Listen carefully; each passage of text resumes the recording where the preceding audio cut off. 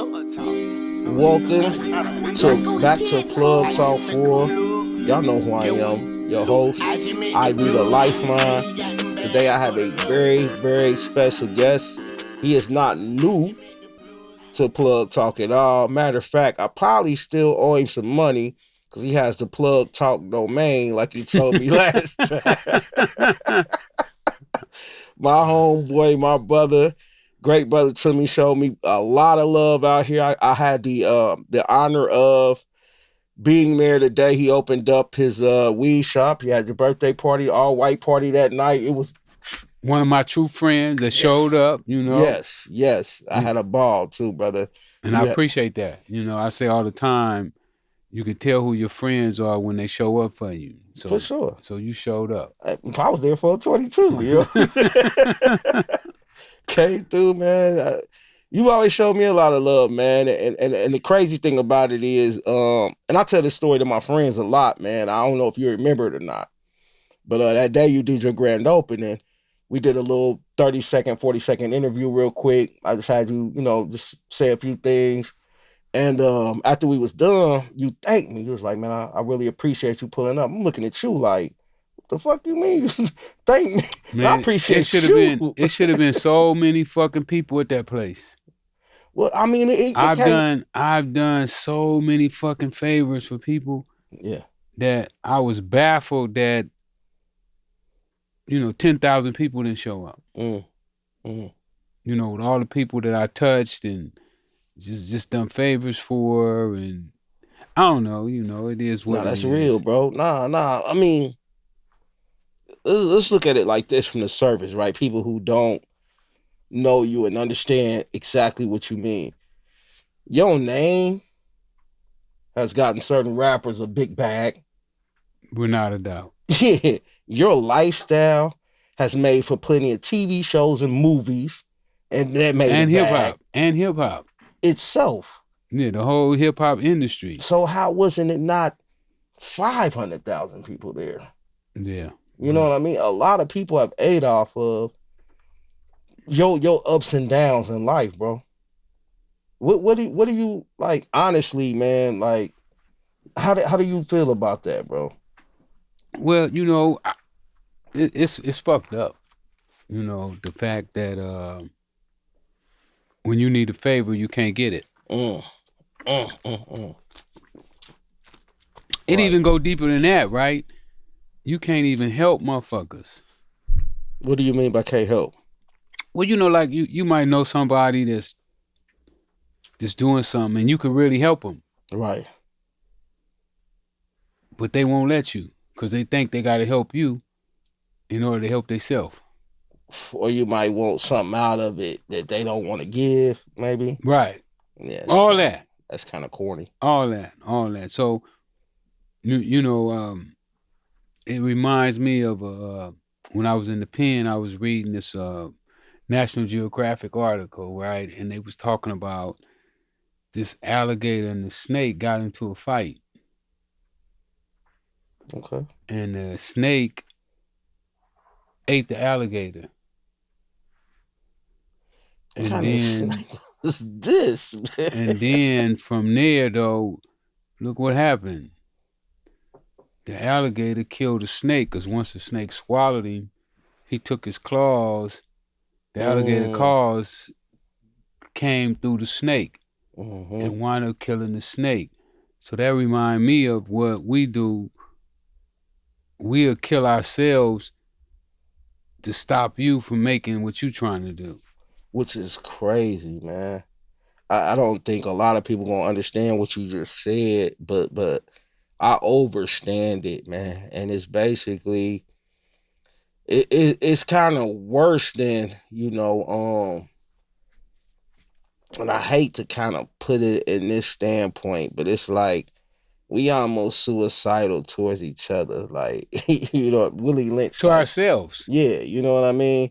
We'll go our hardest to stop somebody else that looks like you from getting to this next level, not realizing if we work together, we'll have our own empires. Oh, no doubt. Yeah. No question about it. And that's one of my goals is to to transfer that uh, uh, from being our detriment to being an asset. Absolutely. One of the things that I've always been able to do is I've always been able to organize. Right now, um, I'm putting together a movement that when it explodes, people not gonna believe it. They're not gonna believe that somebody with my back. I mean, if you go with my dope background, then you might say, well, the motherfucker did a lot of shit in the dope game. But other than the dope game, I ain't really did nothing but, beat the United States government out of 2 life sentences. I mean, that was pretty substantial.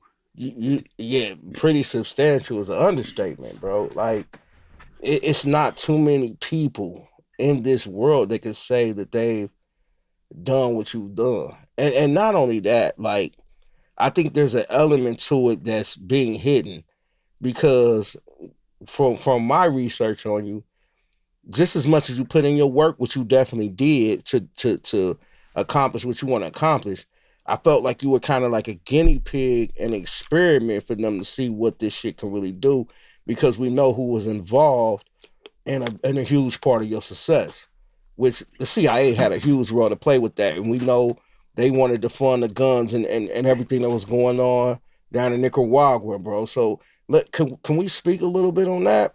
Yeah, yeah, yeah. I mean, we could talk about it.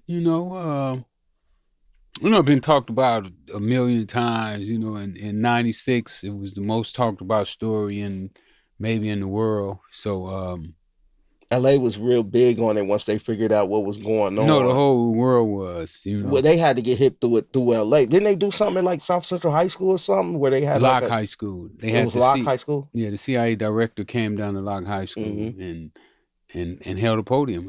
A town hall meeting with everybody in LA. So, pretty substantial. To say the Yeah. least. Yeah, yeah. Yeah, to say the least, it was pretty substantial. But yeah, Was you able to see any of that, or when did you get a hold to actually seeing what happened at that meeting? I watched it on the news. It No, was it I was on the mean, not the news. whole thing, right? Was the whole thing on the news? It might have been on C-SPAN. Okay. Yeah, And you the was whole able to, thing might have been on C-SPAN. and you was able to actually watch it. Yeah, yeah, I watched it. Yeah. I watched What'd you it. think?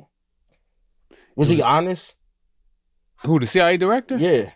Well, it was some conflict, and what he was saying, what our judge was saying. He was saying that they were going to do a full investigation. Our judge said that the investigation was done and that there was no evidence of CIA involvement. So it was contradictory, and for me, it was mind blowing to me just to find out that I was in the middle of something this big. We talking about Iran. We talking about the Olympic hostages held. We talking about negotiating hostages, trading guns, Yes. for cocaine. This You is not know, a light situation here at cocaine being all. trafficked from um, Nicaragua into the United States on Hmm. army planes. I mean, it was pretty. It was pretty heavy. I mean, and to say that this kid from South Central LA, with no high school diploma, couldn't read, couldn't write, found himself in the middle of all this, you know, was for me was pretty phenomenal. It's not a bigger rose from the concrete story that you can pretty much find. But however, my thing is like it seems to be an isolation. And what I mean by isolation is they isolate Rick Ross and they just try to say, oh yeah, yeah, this is one of the biggest drug dealers of all time. No, no, but by whose assistance? You see what I'm saying? Mm-hmm. So in order to have a Rick Ross, we had to have a form of somebody, some level of power that wanted to make sure there was a Rick. Well, we already know who that was. It was the CIA and their army. And there's nobody ever held accountable for this, Rick. And this is where I gotta look at the people of being like, are we doing the right research? Are we or are we just taking everything on the surface? Because we can see you in Well, person. when you're dealing with the CIA, it's a little more difficult because their documents can be uh, classified information, meaning Mm-hmm. that information that nobody can get a hold to. Yeah. It's inside information, so you just can't uh, get their documents because so much is at stake. They're responsible for the security of this country. They're the ones that are supposed to keep this country safe. So, I almost said what security, Rick. I mean, Our borders are open. Man, listen, I'm a chill, man, but please finish what you please finish what you were saying, brother. yeah, but that's their job is to police the country, to make sure that this country is protected and no foreign identities is coming in here, setting off bombs, blowing up buildings, Mm-hmm. hijacking airplanes or whatever they do, burglarizing our internet system, taking over the networks. That's supposed to be their job. Nobody's supposed to be bringing drugs. They supposed to be making sure nobody's bringing drugs into the country. From my understanding, that's not what they were created for. Mm. My father, shout out to Pops. Um, man, he was harsh on me, bro. He raised me. My birthday's in February, which is also in line with Black History Month. So whenever I wanted to do something for my birthday, whenever I wanted to go out, chill with a chick for Valentine's Day when I was young, man, my dad used to always make me do a book report first. And he had it was 3 different VHS cassette tapes, man. Almost about 12 hours worth of documentaries, man. 4 on each tape of what was called Eyes on the Prize. I don't know if you ever heard of that. No. Okay. And it was covering a lot of civil rights movement, a lot of intricate footage that they had from that time that they put into that behind the scenes with every one of the guys that were part of the civil rights movement, from Martin Luther King to Malcolm X to the Black Panther Party.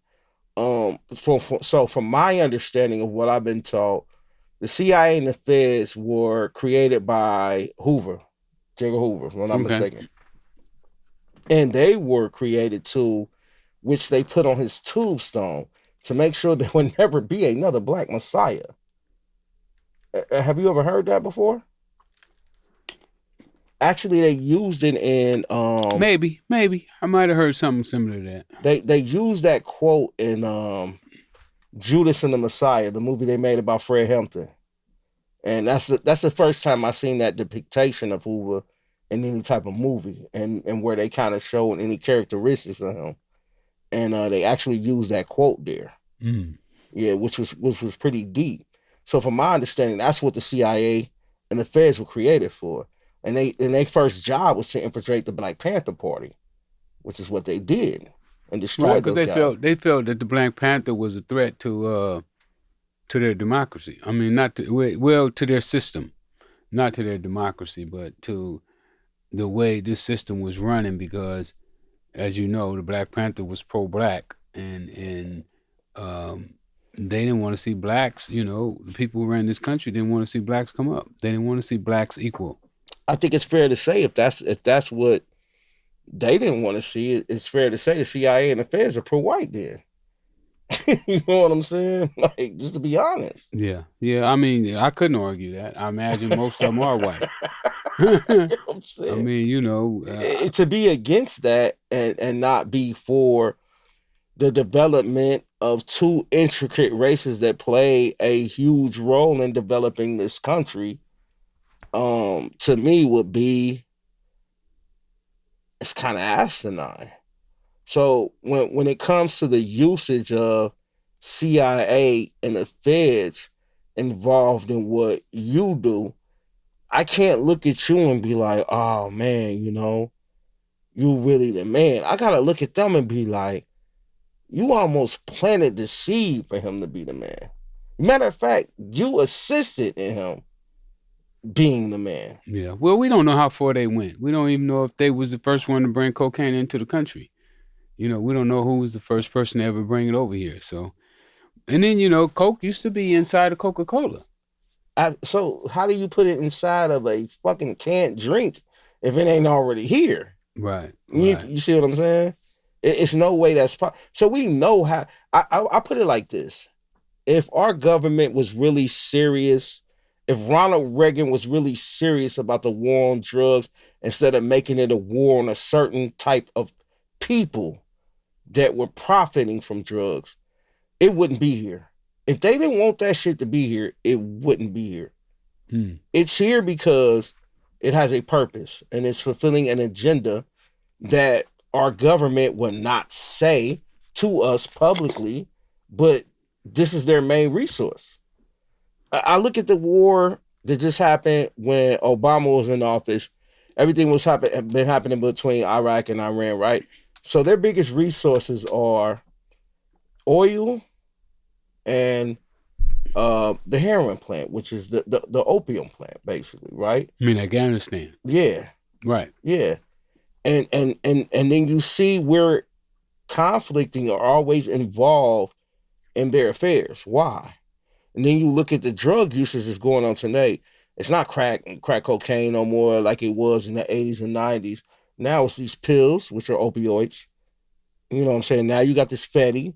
You know what I'm saying? Now you got all these chemically manufactured drugs that are coming from those same type of resources that those places have that we've been in conflict with for the last, say, 10, 15 years, maybe 20, maybe a little bit further. Yeah. You know what I'm saying? Good point. So to me, I just look at it like their involvement is a lot heavier than we're willing to dig into. And as a culture of people, if we're not willing to dig into it, then we're going to continue to get manipulated and confused because we're always going to look at who they make the face of something. So when we look at this era of crack cocaine, you and several other black men can be the face of that shit. But where the fuck were you getting it from? You don't drive no boats, do you? No. You ever flew a plane? No. How the fuck did you get it here? well, we know that the people at the top was running the show. So that is not that's not a mystery. Mm-hmm. That it was definitely coming from. I mean, Oliver North said that the buck stopped at him, but we know that he wouldn't have did it without George Bush and Ronald Reagan's consent. And then there's people over them. These are mainly just a face of a representation of what they call a political format, or what you can call, to a certain extent, judicial. They have formats to everything they do. So it's not like they're really the puppet handlers. They're being handled themselves to speak a certain way and say things a certain. We know the politics are not necessarily in control. The political figures are not in control of the decision making in this country. Right. You know what I mean? Right. They cater to a certain group of people. Absolutely. And I say that to say this: there's a way higher level of corruption than anything that you could take fault for. I look at it, people like yourself, people like me, we're capitalists. This is a capitalist society. You were raised in capitalism. Right. So, it's hard not to be a capitalist. I mean, that's all they teach here. They don't teach communism here. We don't practice communism. Right. Nor do they want to practice a mixture of communism and capitalism. Right. So, you got to be a capitalist. I agree. I love capitalism, though. I ain't gonna lie to you. I'm not against it at all. I'm just saying that I was raised on belief that everybody had a fair shot. I didn't think you necessarily had to be a capitalist. Well, to be successful. I believe we do all have a fair shot. You believe that? Yeah. Based on what, bro? I mean, really, right? in this country, you could be a drug kingpin and get out of prison.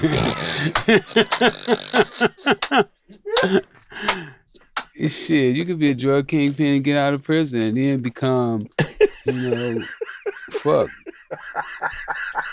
Yeah. I mean, I gotta use that as an example. I mean, that's an example. Fuck. I'm with you 100%, man. You call me if you go to Russia and some of these other places, they'll chop your head off. Oh, for sure. For a little bit of dope. Yeah, for sure. I'd be dead if I was in Russia. No trial, no a lawyer. What's a lawyer? Right. That's not gonna save you, bro. Yeah, okay. Matter of fact, he gonna represent you. We gonna cut his head off too. Oh, you want to represent him? Okay, come on. No, that's no, man. I mean, and I haven't been many other places, but I love this country, man. I love this country. I love the people of the country. Even some of them is fucked up. And we got some fucked up people out here, but we got some good motherfuckers out here too, man. Absolutely. It's some people out here that got the right mentality, that really genuinely care about the well-beings of other people. Right. And I think that's one of the most valuable qualities you could have is being able to care for others, and to be able to like just love, man, be like, it's all good. I'm all for that, Rick, but I think it's a level of honesty, right, that this country does not, and accountability that this country does not want to face. They're not gonna face it. They got a whole lot of shit that they you don't think so? They're not gonna face, because if they do, they would be embarrassed. Okay, but I don't think anything's wrong with shaming. I'm not one of those people that think. Me either. Yeah, there's something wrong with shaming. If I make a mistake, point it out. You should be shamed, right? I want to be. I want to be corrected. Me too. I don't want to be wrong. I want to be right. Well, but we all gonna be wrong at some points. But we all different. Absolutely. So some people may not be able to handle it. Then you're in the wrong field. When we have to be accountable for that. But everything's not for everybody. When it's unconditional love, you just forgive them. Oh yeah. But if I'm an NBA coach and I gotta cut your ass, it doesn't mean I think you're a bad person. But I gotta do what's best for this team because there's a business going on here. That's true. You know what I mean? But I still, you can call me. You know what I mean? If you need some help or y'all still be friends. Yeah, absolutely. No doubt. Absolutely. No doubt. I'm saying something similar to that, but I'm saying at the end of the day, we get to. I mean, in some places we couldn't even do this podcast. That's facts. Because if this video came out, they would hunt our asses down. That's a fact. Be like, man, bring them motherfuckers here. Right. Who the fuck told you? And that's one thing I can't stand people dictating to me. I don't really want to be dictated to. Absolutely. And hearing, we ain't got to talk to nobody if we don't want to. Right. We ain't got to answer no questions. Right. Even the law says you got the right to remain silent. Wow. Some places you don't have the right to remain silent. Motherfucker, Some of you motherfuckers out there need to listen to that part severely. The right to remain fucking silent. And you got the right to talk.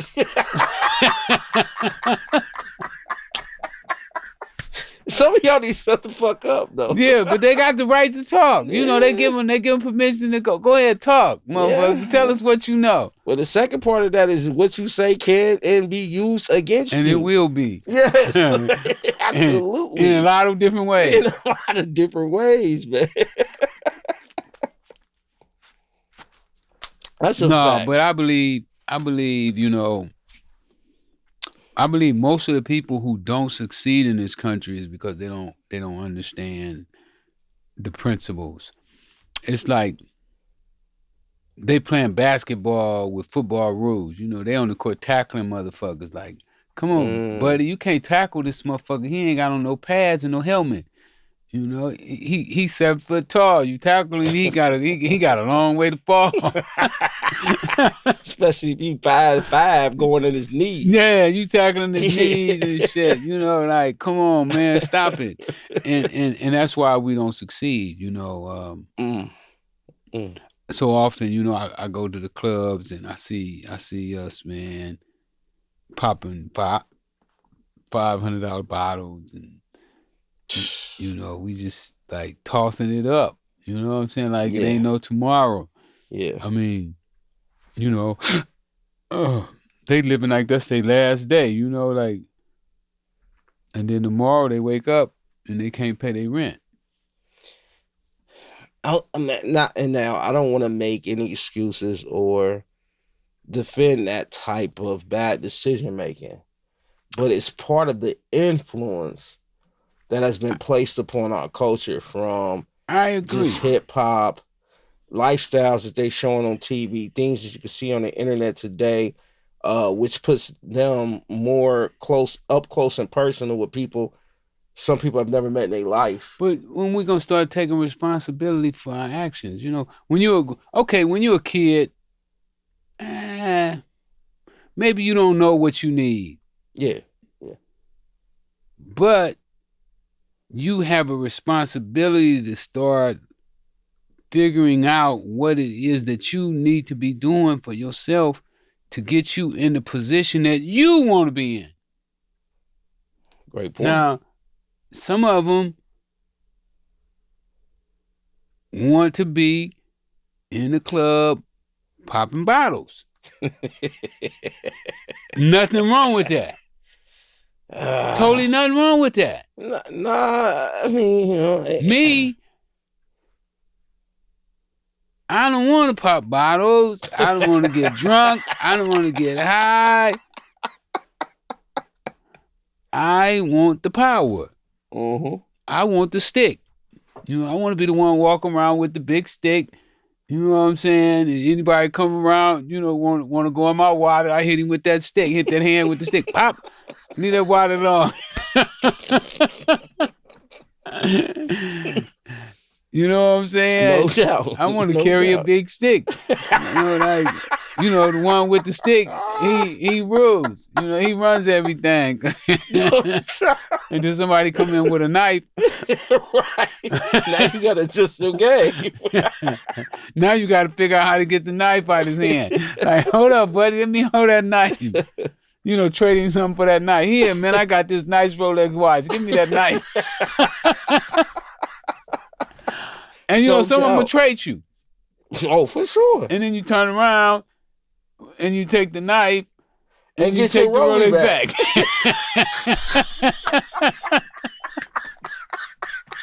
That's a fact, Jack. That is a fact, man. I get you, man. I get it, man.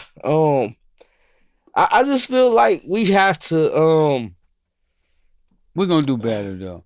But okay, so we're gonna do better. I tell my people all the time, right? They want to complain about what we're seeing is the imagery of us, right? You don't have to support it.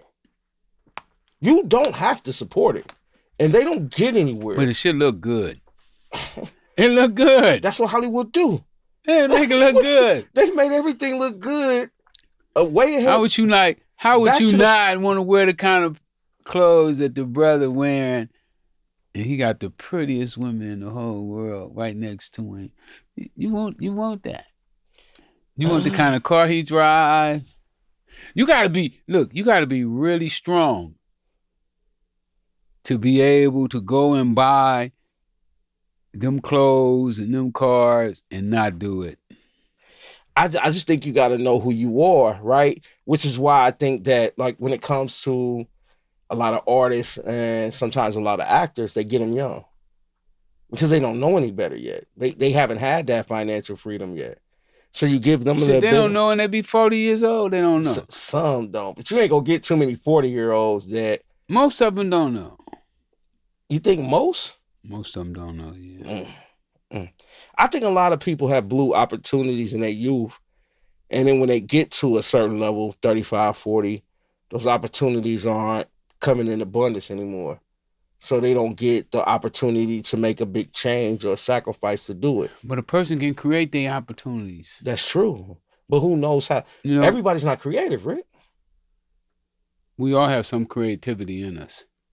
I think a lot of us get our creativity sucked out because we become a part of a program. Well, but creativity can be developed. Even after you program? Well, as a grown man, you're supposed to break the program. You're supposed to, right? Right. That don't mean you're capable of it. Well, yeah, sure you're capable of it. We all are.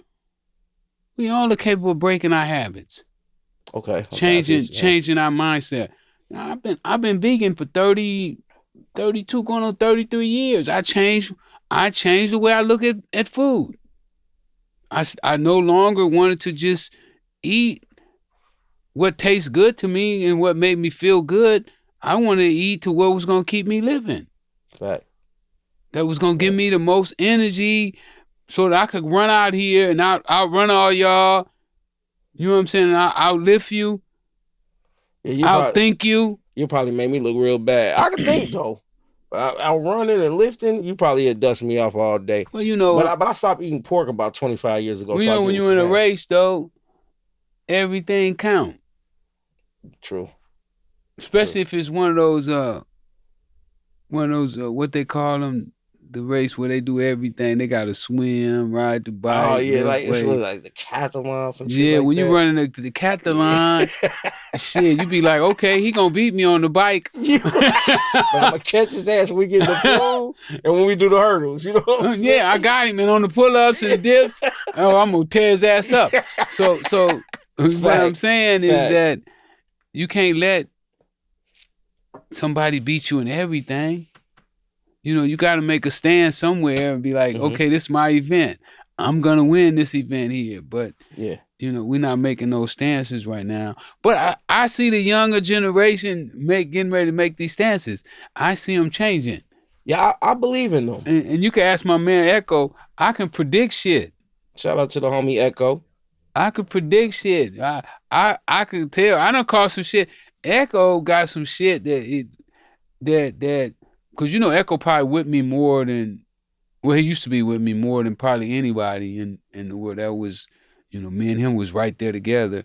Right. And you know, when you doing things, you like to talk to somebody about it. Absolutely. You know. Absolutely. And hopefully that they can see, because, you know, if two people can see the vision, they call that a miracle. You know, no two people can never see the same thing and get the same understanding. Then it's then impossible to do that. Yeah, it's always gonna be two different perspectives if we, you know what I'm saying? Yeah, I saw this and he oh no, they turned the other way, you know. But what I'm saying is that I can see the young people starting to adopt a different way of thinking. Yeah, I see it too. I believe in the youth, man. A lot of people talk bad about the youth, and I actually see them putting more effort than my generation did, and maybe the guys that's maybe 10 years older than me. You know what I mean? Not saying we didn't do anything, but I'm just saying some of the things I see from the youth shows a lot more passion and ambition, and I think that some of our age groups have given to this day. You know what I mean? Does that make sense? Yeah, because they don't want to work. These young people, they don't want to work no job. They don't want to work no job. I don't blame them though. So what they want to do, man? If they doing better than us, at least by they creative. They work in the internet. They coming up with hustles. Yeah, you know, they trying to own their own businesses, and all those are good qualities. You know, absolutely. And us old ones should be helping them, assisting them in accomplishing those goals. For sure. I agree with that. We definitely should. I think a lot of us don't understand it. We don't understand how. I'll give you examples. Like my father, he really like old school, old school, old school. My dad is 76, 75, 76. Damn, that's sad. I don't know which one it is, but I'm gonna blame it on the Remy right now. But either way it goes, man, my dad real old school. He can't understand the internet. He on Facebook because it's a way for him to speak to some of his relatives out of state without making no phone calls. And of course, majority of the life he spent, those phone calls would have cost 20 or 30 bucks for 10, 15 minutes. We in a new wave. You can call anywhere in this country, won't cost you a dime. Right. But instead of picking up that phone, well, $50 a month. Man, listen, my dad used to be on that. I had a chick that lived in Akron. I was in Dayton. And I used to sneak on the phone late night thinking I wasn't there gonna get seen, like a phone bill wouldn't come into the crib. You know how a kid think. I don't think the plan out fully. I'm thinking halfway through the plan. Like, all I really need to do is accomplish getting on this phone without them knowing, and they ain't gonna never know. Man, that phone bill had like $120 worth of long distance calls. I might have got on there and caked up at 13, 14 for an hour. You feel me? Yeah, I used to do that. I had a little friend in Oakland that I would call like that. Because back then, just from in-state calls could be like ridiculous. Absolutely. Yeah. Absolutely. You know what I'm saying? And so I don't think they pick up the wave of how we can actually. And I even talk to the young people about this, like, yo, we got the power of the internet, man. So we can talk to people all over the country, people that are in our same lanes that we would never be able to connect with any other way other than having this type of new wave format in front And you can learn anything you want. Yeah, absolutely. Research whatever you want. The internet is a bad motherfucker. It be your worst enemy or your best friend, depending on how you use it. I'm like, wow. What if I'd had this technology when I was coming up? You know. What did you think about it when you came home? Because when I got locked up in 2000, man, I came home in 2006. Then I got locked up again. 2010, came home 2012. Well, you know, I read a lot about the internet before I got home, so I kind of had some ideas of what to expect from it. Right, but right. It was still different when you had to encounter it firsthand, right? Yeah, but it was still new for everybody. Yeah. You know. Yeah. We're talking about the internet is only what? As far as being in the household, 25 years old or something like that, maybe 30. Yeah, 95. So Windows 95 was like the first packaging they put together, which was in 95 for household internet. But that was still running off the modem where you had to dial up and it would, make all these little Morse code type sounds. Then it'd dial up to connect. You might have to have your dial up call 3 or 4 times to get you actually on the internet. Mm-hmm. Now we have the ability to just press a button on our phone. We there. There's no dial up anymore. It's digital. That was like dialogue. Right. Or whatever they call analog. Excuse me. But it's like analog back then. But I mean, his came a long way in those 25 years. We didn't have the access we have today. The access we have today is probably less than, I'll say, 14 years old. Mm. So we going back to like 2010 maybe. Yeah, because I remember when Zuckerberg started Facebook. I used to read about Friendster, MySpace. I read about all that stuff, man, and my story is the first story a major newspaper ever published on the internet. Yeah. So that doesn't surprise me, Rick. I definitely. I mean, really, I wonder if we do some research. I could be the first person to ever go viral on the internet. Hey, man. When San Jose News broke that story, it went viral. I mean, what's called viral now, but they didn't call it viral in '96. Yeah, I just wish we could celebrate that because it was something that was personally done by you. I mean, I know the situation was done by you. The results was gathered by somebody else. Yeah, I just threw that out there though. That's dope. Just to, because You know, I don't. I be like amazed at some of the things that I've been involved with. You still And amazed? and yeah, I am. I'm amazed myself. You know, I'll be like, damn, your story was the first time that a major newspaper in the world published on the internet. That's pretty fucking amazing. Hold the fuck up, Rick. Let me get this straight, bro. You are more amazed by your story hitting that type of publicity level, other than the fact you were genius enough to actually make $3 million in a fucking day? But I mean, anybody could do that. No, Rick. Anybody can't do that. Sure, they can. No, Rick. I'm sorry, bro. I have to. If it was so easy to do, we'd all be millionaires. Some way, it doesn't necessarily have to be the same route you went, but just to be able to do that in a day, I think you got to give yourself more credit, bro. Well, yeah. I mean, with all of the scenarios that came in place, it made it easy to do. I think you capitalist again, right? Taking advantage of situations at the time. Absolutely. Okay, that all plays a role in being recognizing an opportunity, a hold that nobody was feeling, a void. Yeah. Like, okay, they ain't feeling that void. Yeah. I'm going to step in there and I'm going to fill that void. Yeah. Yeah, absolutely. Man, it's crazy. Tupac said that shit, man. He said, I peeped the weakness in this rap game and sold it. You know what I mean? So a lot of times it's just being. But that's the same way we got to do with all businesses. You know, that's the same thing I'm doing with boxing right now. I see a gap in boxing, and I'm going to fill that hole. And with that, filling that hole, I believe that I can take over the whole boxing industry. So what's your plan? Can you speak on it a little bit? Yeah, elaborate. I can speak on it. Yeah, okay. Nobody. They're not gonna do it anyway. You know, they're not gonna. They're not going out to those gyms. You know, right. They're not going in the hood to the gyms where, you know, where with boxing, it has to be around poverty. You know, it has to be.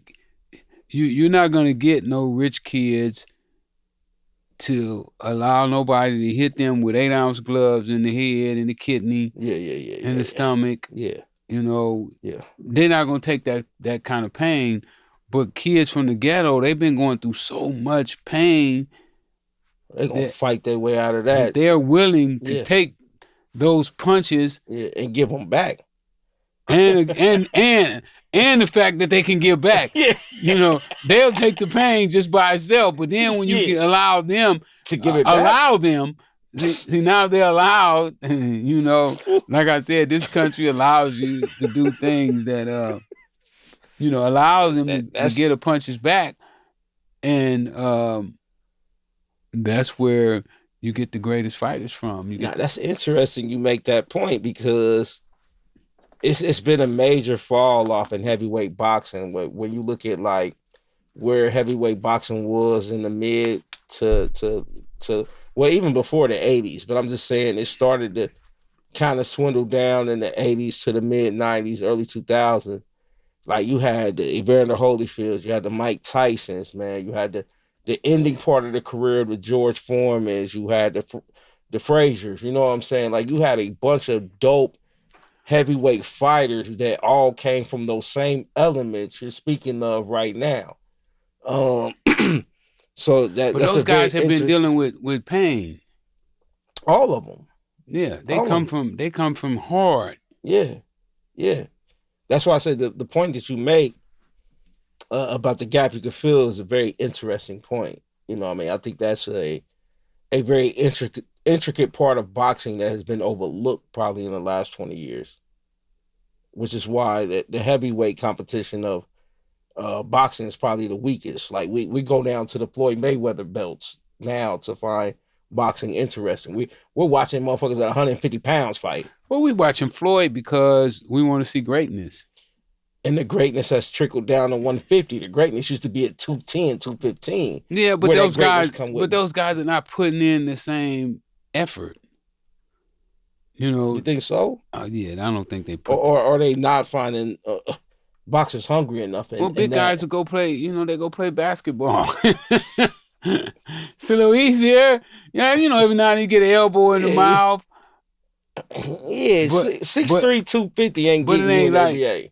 hey, it ain't like getting hit by Mike Tyson. Yeah, You know, the man say, for somebody 8 rounds. the man hit like a mule kick. Not for 8 rounds, for 12 rounds. Yo, But then worse than that is the training. yeah, for sure, You for know, sure, the training for sure. is almost inhumane. You know, you got to run every day 6 miles. You know, you got to spar 20 rounds, 15 rounds. You know, to get ready. You know, Yeah, um, but most kids are gonna say, "No, man, I'm gonna get on the internet. I'm gonna become an internet sensation. Fuck yeah, that. yeah. I think I'm gonna go dance." I hate to say this, Rick. I think a lot of that comes from them coming from the one parent households and a lot of them being they mama's son. So that work ethic that that used to be instilled in guys 20, 30, 40, 50 years ago, they're lacking. So they don't want to have to go in and do the work. They just want the results. Almost like entitled kids. Well, they Does that are. make They any do. sense? I mean, we do feel entitled. I don't see how you can feel entitled to anything without putting in any work. Well, That's if you got a pair of Air Jordans, you good. I got a lot of Air Jordans. I ain't good. The Jordans don't make me good. I still got to go out here and work, man. I still got. Man, we as a people spend so much of our money on things that make us appear to be good because we need the approval of everybody around us. You know, um, I don't know. It's funny, right? Because my friends, they don't like the way I dress. What do you mean?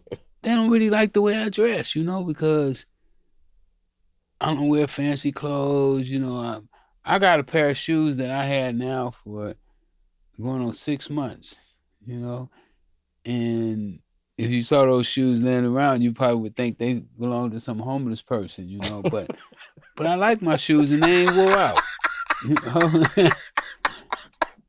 I get what you said, bro. You know, but my friends feel like, oh, that's not what you should be wearing.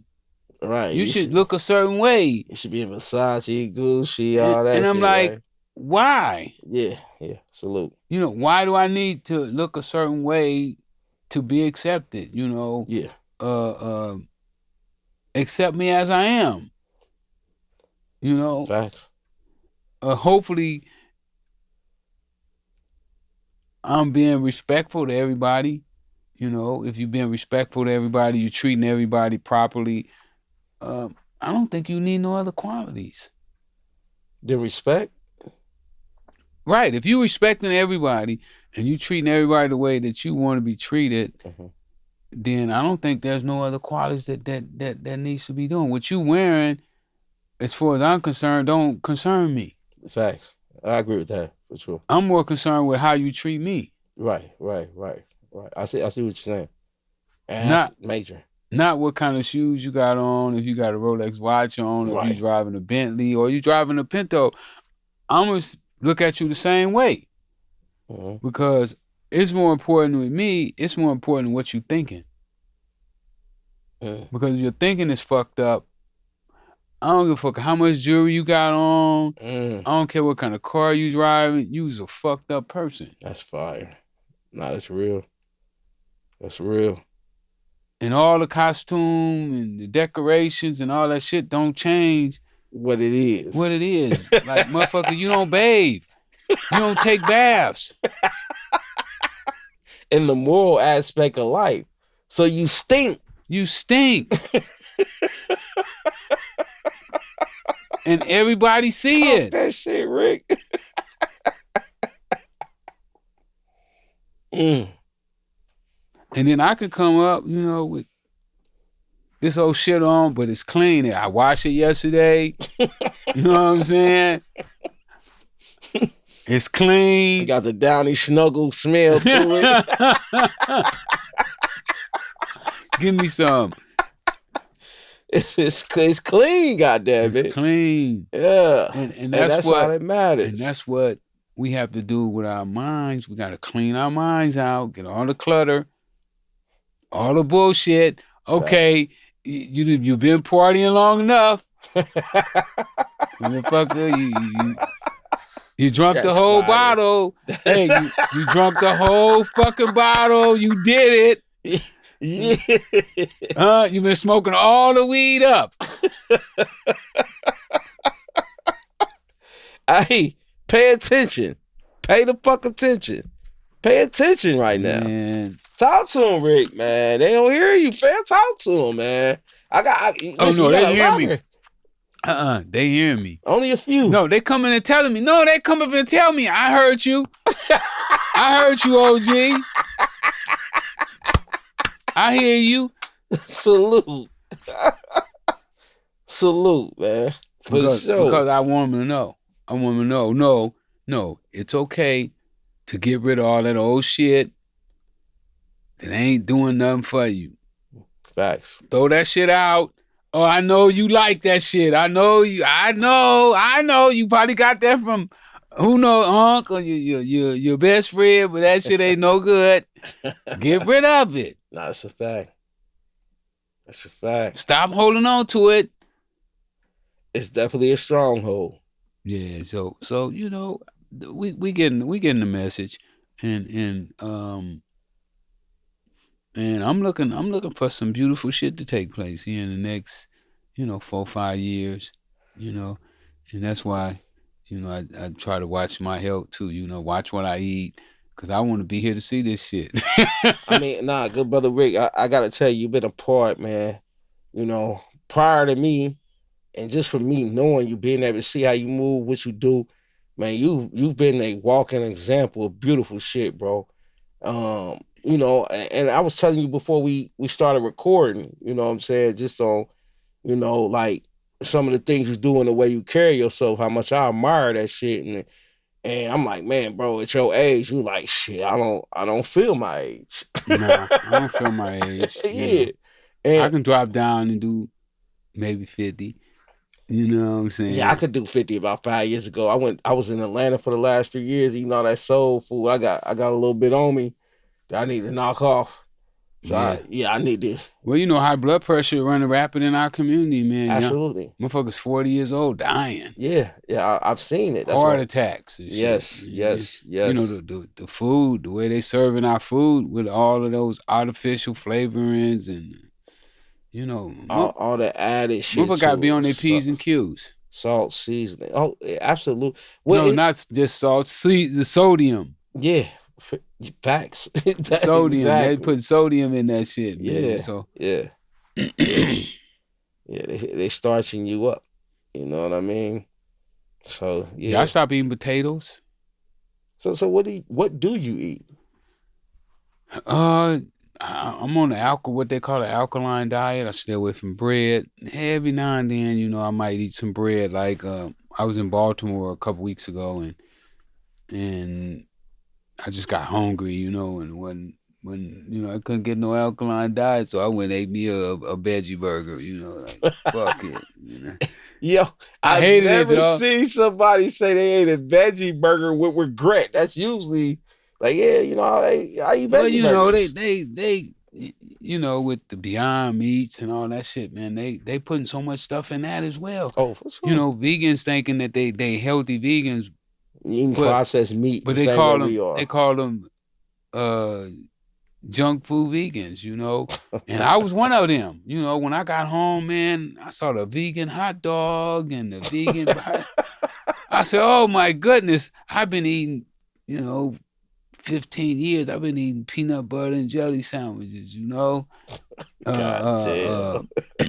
oatmeal and shit, right? Yeah, that was my treats." I hadn't saw a vegan cookie. I got out here, they got vegan cookies and vegan meat and that Beyond Meat, it tastes like hamburger, before as I remember, and then they got the fake chicken too. So, it's just another part of that clutter that got to come out. Okay, Rick, we know you like this shit, but you can't have it. You can't have it both ways, right? You can't have health, longevity, and clog the body up with garbage. Nah, you can't. That don't mean that's oil and water. And then you could pray all you want to. You could pray for health. Trying to manifest it. If you don't put in the work. My man say prayer without work is wasted. Yeah, if you're a Christian, the whole book of Jobs, it speaks on being your prayer, having your work ethic to follow what you're praying for, which was the purpose of that whole book. I think I'm quoting it correctly. If I'm not, somebody in the chat comment section, please make sure that you correct that for me, so everybody kind of gets the picture. But I think I'm kind of correct. But that's what that whole book and that Bible explains, is just your prayer matching your work ethic. Yeah, right. Yeah. They gotta coincide. Yeah. And you have to believe that you can, because if you don't believe that you can, why try? That's fire. That's fire, Rick. Say that again, bro. And that's one of the things that they've taken from so many brothers and sisters our age, is the ability to believe that they can. If you don't believe that you can do it, why would you even try to do it? Damn. And that's why most people don't. That's why the most of them would rather just follow a pattern or follow what. Well, just sit back and do nothing, Sit back and do nothing sounds so. It sounds harsh, man. Well, it is harsh. I mean, my man say fight poverty. Fight? Yeah, fight poverty. Can you elaborate on that a little bit? Well, you know what poverty is, right? Yeah, absolutely. So you got to fight it. You got to fight it. But how? Work, think, strategize. How would you fight any fight? The same way. I'm gonna study my opponent. I'm gonna know his strengths, his weaknesses, where I can attack at. Okay, so if you studying poverty, right? Let's do a quick study. It's a light one on poverty. What is one of the ways that you see most people wind up in poverty? To me, the first thing is not managing their resources or finances. That's one of the most major things. That's one way. So at least if you're out working, I don't care if it's minimum wage, I don't care if it's the worst job. You 6 months of working that job, you should be able to have something in a bank account that you have saved up to fall back on. I don't care if it's 500, 1,000, 1,500, 2,000. You should be able to have something there by managing your finances correctly. That's one way of fighting. That's one way of fighting poverty. Mm-hmm. Another one. Shit, man, you put me on the spot. I could ring them motherfuckers out like that. Give me 2 more. Stay away from drugs. Okay, absolutely. Lifestyle is definitely one of them big things. Yeah. What are you doing? Mm-hmm. Making yourself more valuable. As far as? Studying. Learn a trade. You ain't working? Go somewhere and volunteer. See, I know that I wouldn't have a problem getting a job anywhere I want. Because I'm going to go there and tell them I work for free. So that's not a job. You basically, what do they call interning? Okay, but I would do that. For how long? As long as I wanted to. But you're in poverty. You're fighting poverty now. Well, that's a way that I fight poverty, because eventually I'm going to get so good at that job that somebody going to recognize and be like, they ain't paying you? Come on over here. Now, the dude who not fighting property, he'll sit at home, turn on the football game, the basketball game. He ain't elevating. And he's just going to sit there Yeah, and admire LeBron James. Right. And Steph Curry and wow, I don't know who played football. I don't even know who played football. See, now I got some friends that can name everybody on the team, because that's what they do. Yeah. But I'm fighting poverty, so I can't know the names. You make me feel bad. I don't want to name nobody. I know. But I'm fighting poverty too, Rick. Well, we just probably doing at a different level. Right. I got something to learn. You know, I ain't afraid to learn it, some people fighting it at one level, some fight at another level, some fight at another level. Yeah. My purpose is to get to, I'm trying to get to them levels, man. So I know I got things to learn. I got habits to kick. And that's the beauty, bro. And that's why I always honor your presence, bro. Because you got, and people may call that game. I call it life experiences. Well, absolutely. You know what I'm saying? It's not game. And I'll try to make you think. Ain't nothing wrong with that. We need to think. What thinking is fighting poverty. So that's another aspect of fighting poverty right there. Yeah. The ones who don't think, they ain't fighting poverty. They might be assisting poverty. You know what they say? They might be fighting themselves, Rick. The same thing. We saying the same thing. That's fire, man. I love it, bro. I love it. For everybody at Plug Talk 4, if y'all haven't tapped in right here, if y'all haven't noticed this right here, Freeway Ricky Ross book. If you haven't got this, if you haven't read this, first off, I don't think you fighting poverty yet. No. I'll be 100 with you. That's where you start. That's the starting point. You can start right there. Right there. Read a book. Second off, in order for you to get started, Rick, can you let them know where they can find this at? Where they can get this at? Go to my website, freewayrickyross.com. Also, you can hit Plug Talk, and it'll take you straight to my website. Absolutely. I told you gotta buy that. They gotta buy that thing. I don't want that domain no more. I want you to have it. Rick Ross. Let's talk some business. See, and then he's talking about fighting poverty. He's gonna charge me $4 for this shit, y'all. I'm gonna be right back in poverty after I pay for this shit. You know what I'm saying? But see, somebody else offered me $5 for it. Yeah. Listen. And if they find out that I sold it to you for $4, they're gonna be mad. Damn, I ain't got no see, boy, listen. I can't do nothing with you, Rick. Don't worry about it. Don't worry about it. We good. Yeah. You know, it's getting close to my bedtime, and my car will turn into a pumpkin. Not the Cinderella story, Rick. That's listen, what we doing. We running a Cinderella story, baby. You know, we the one that they made mop the floors. We had to do all the grunt work. Yeah. We come from scrubbing the corners of the walls. That's and right. The crevices between the floor and the wall to the ceiling. I get it, bro. But that's how we fighting poverty today. Blessing. What we doing here is fighting poverty. Absolutely. We bust game with them. Man, you feel me? Not game, life experience. Life experience. Same thing. We say the same thing. We just use different words. See, I still stay in South Central. Yeah, y'all rode the little rims that you used to send out there to them from Dayton, them Dayton Wirewoods, the little shit. We rode them big ones. One of my partners come by today with some of them on a Cadillac. He told me the Cadillac was worth $50,000. I said, oh my goodness.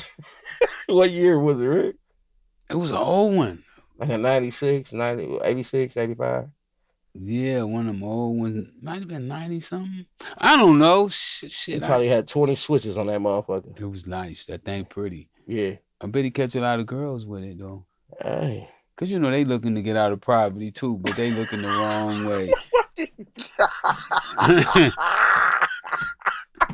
They jump in one of them Cadillacs and they find themselves standing on the corner. High heels on, Talk to him, OG. and a bathing suit. Like, wow. Hey, listen. Shout out everything for them, Rick, so they know where to find you. And of course, everything will be linked at the bottom of this episode, y'all. You'll be able to find your links to the books. You'll be able to find your links to following Rick and his growth to bringing some of y'all out of poverty. And I'm doing a book tour too. So y'all check out the book tour and my dispensary. If y'all can, come see it before I go out of business, because I might be going out of business. Shit, we ain't letting that happen. If I don't get more support, I'll be out of business. And I ain't ashamed to say it. The motherfucker ain't doing well right now. And I got people, Y'all come support, man. People jumping on the team and like they come to help, but they really come to steal and rob. Damn, bro. Getting sued right now by one of those employees. Well, she wasn't even an employee. Just I don't know. Just people something else, man. Hey, listen, man. Let's support. I think the address and everything is on your website, right? I'll give it to him right now. Let's the name of the dispensary is Freeway Ricky's. We got the best deals in town. Matter of fact, we getting ready to come out with some ounces for $25. See, I'm going to give it to you raw, uncut. I ain't going to overcharge you. I'm going to keep it 100. Some bomb ass. Ladies and gentlemen, where are you getting ounces for $25? Nowhere. Listen, if you could top that, I will pay you $25 for every ounce you could produce at that. I would double the price. Y'all really want to keep me in business, because I'm gonna help you fight poverty, even though you smoking weed. I'm gonna let you come get us up, roll you some joints while you drive all the way 30 minutes out your way. Roll you up a couple joints. You know what I'm saying? Don't let the highway patrol catch you. Facts. Because they do consider smoking and driving under the influence. So. Drop the Addy on them, and then the address is where they can get the book, and then 9074 DeGermo, Sun Valley, California. 9074 DeGermo. Freeway Ricks. And also on Monday nights at the dispensary, we're going to be doing Monday Night Football. We also do open mics on Sundays. If you're an artist, you want to get heard, that's fire. Come by. I mean, we try to do stuff. We had the car show out there already. Yep. We're just trying to, put it down. I've seen all the vendors that you've had out there in the front, man. Like, y'all got to come through, man. Please, bro. If y'all fuck with Plug Talk 4 and y'all ain't fucking with Rick, then y'all don't really fuck with me. So if y'all really fuck with me, man, and y'all supporters of what I do, and you in California, if you in Southern California, Los Angeles, San Diego, hey, pull up, man. He got a lot of dope shit going on there, man. Y'all see what it is. Y'all hear from the man himself. I ain't got to talk about it. And if they out of town, they could tell a family member, man, go by there and show some love. Facts. And let him know, buy me a t-shirt, buy me a book, and let him know that I sent you by there. Hey, but on the real, I do need y'all support. I got several shirts, by the way. And I will be coming to a city near you, so when I come by and holler at your boy. And man, let's blow up. Let's cut out all the dumb shit, all this killing each other over whatever reason. Ain't no reason to kill nobody for real. You know what I'm saying? A life is something you can't get back once you take it. So let's start practicing love. Man, when I was in jail, this dude, I was reading a book, and dude say he stopped killing because he found out it was more money in saving lives than taking them. I'm gone. Peace and blessings, brother. Thank you, man. It's an honor and a privilege. Y'all know how we do. You ain't got to go home, but you got to get the fuck out of here. That's Plug Talk 4. Peace and blessings, y'all.